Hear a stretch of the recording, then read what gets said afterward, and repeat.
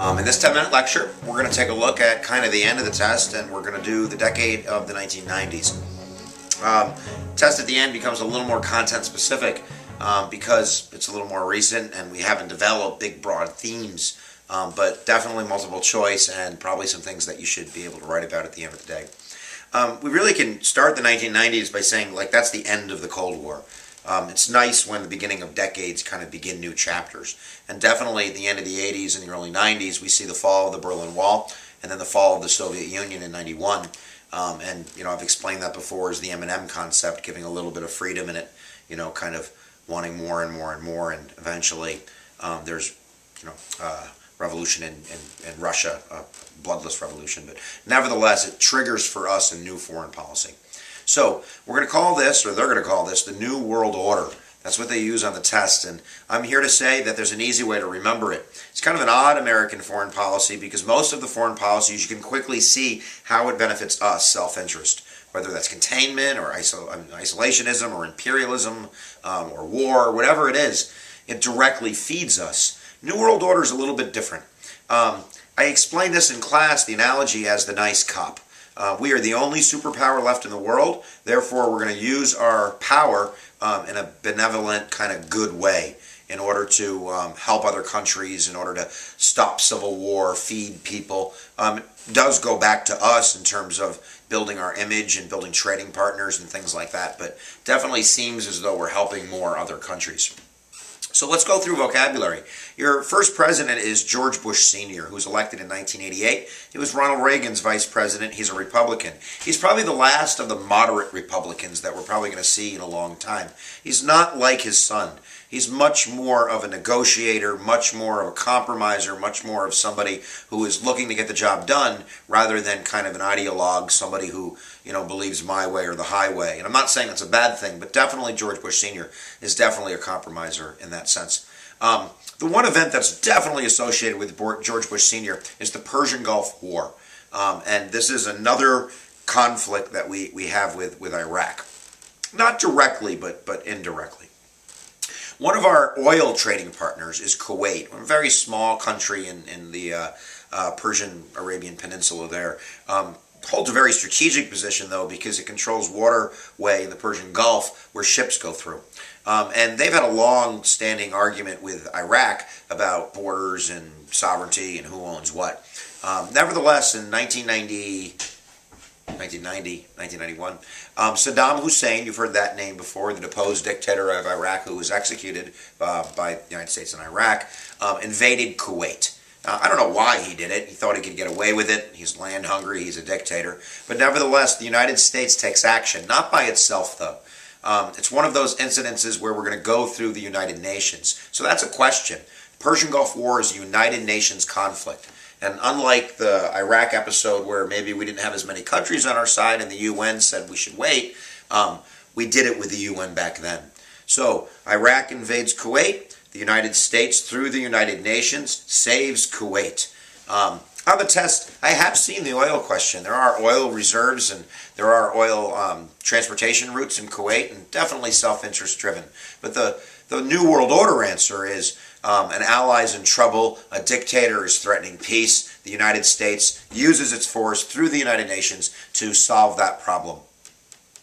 So that's Persian Gulf War I. And now we're going to move on.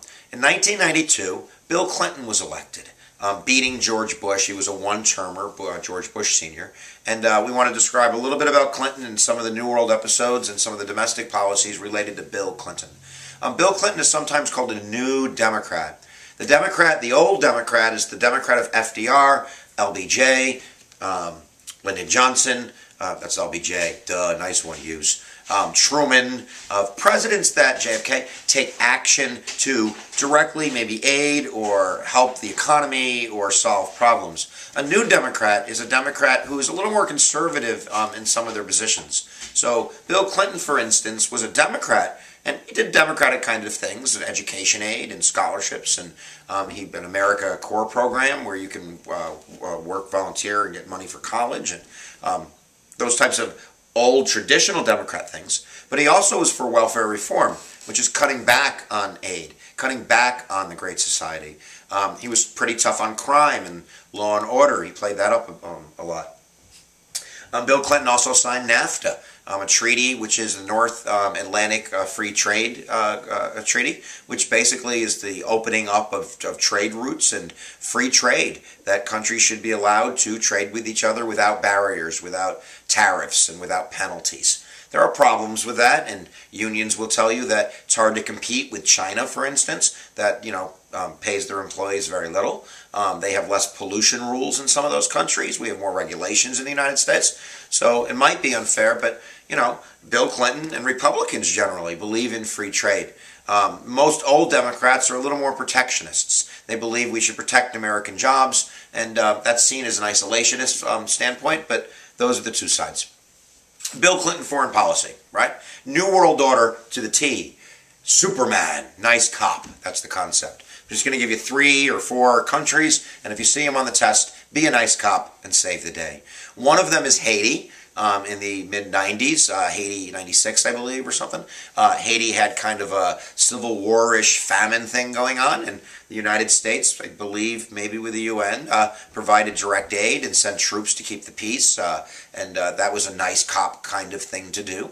Bill Clinton also sent U.S. troops through the UN to Bosnia and Serbia when they were having a civil war in Eastern Europe. Bosnia is Muslim and Serbia was Christian, and they were having ethnic cleansing and brutal things going on. And Bill Clinton ordered bombing and had boots on the ground and stopped the civil war. He was criticized for collateral damage and killing of citizens and those types of things. But definitely on the test, Bosnia, Serbia. The only one I think I've ever seen maybe is Somalia.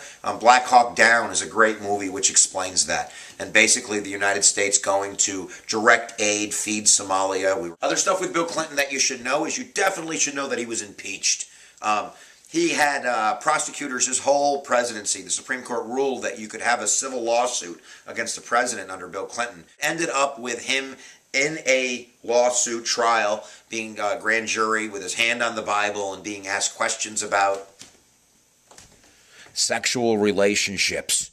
And he stretched the truth. He perhaps lied about the word is, believe it or not. But nevertheless, the House impeached Bill Clinton. Remember, checks and balances. It takes half of Congress, of House, to impeach. And in 1994, the Republicans had a Republican revolution and took back the House of Representatives, called the Contract with America. Devolutionary ideas, reserved powers, back to the power of the people, less federal government, cut taxes, those types of things.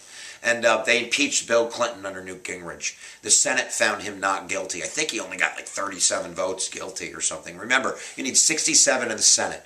And that's a supermajority to make sure that we just don't throw any president out because half of the mad dogs got pissed off. Excuse my language. But that's checks and balances. Time, we got like 2 minutes. At the end of the 90s, we have the election of 2000. Oh my God, that's on the test. Can Hughes explain the election of 2000 in 90 seconds? Let's find out. 3 major candidates, well, 2.5, I guess. George Bush Jr., Republican from Texas, conservative, hardcore in terms of his values and, pro-life, and I can't go into it, guys. And Al Gore, Bill Clinton's vice president. The other guy was Ralph Nader, an environmentalist, a muckraker from the 1960s and 70s, and he ran as a Green Party candidate for the environment. The election ended up pretty much being deadlocked. Al Gore had 300,000 more votes than George Bush, but we all know Electoral College, it's not the guy with the most votes that wins, it's the electoral votes, 271. And what happened was in Florida, the vote was so close, like 527 votes or something, that Florida, using its reserve powers to run elections, ordered a recount. And they were recounting all the votes, hanging chads, looking at who voted for who. Does this vote count? Does this vote count? And guess what? Al Gore's catching up. So I'm not sure why, but Republicans said enough is enough. We need to declare a winner. So they asked the Florida state courts to stop the vote counting, and they refused. Florida actually, in the court system, said we're going to continue to vote. I'm out of time. Bush versus Gore. It went to the Supreme Court, and in a 5-4 ruling, with all of the Republican justices on one side and the Democratic kind of ones on the other, ruled that the voting should stop. And that's actually a big kind of federal government thing to do from conservative justices. But nevertheless, that's the law of the land, and that's the end of it. George Bush wins. The New World Order is over on 9/11/2001. And I guess we're going to have to talk about that another time.